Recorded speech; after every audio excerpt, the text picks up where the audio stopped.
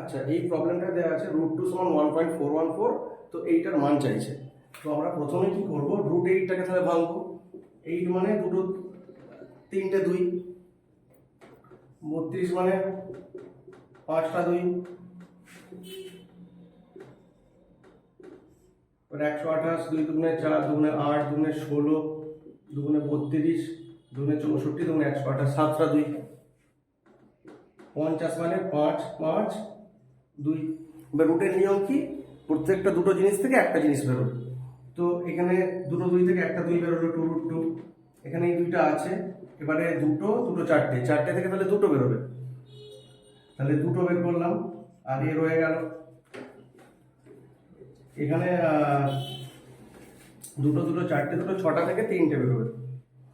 তো আমরা এখানটা করবো কি, 3টে বের করবো, 3টে 2কে। আর এখানে দুটো 5 থেকে একটা 5 বেরোবে। তো তাহলে আমার হচ্ছে কি 2√2, 8√2, 3 দুগুণে 6 দুগুণে 12 দুগুণে 24√2, আর এটা 20√2।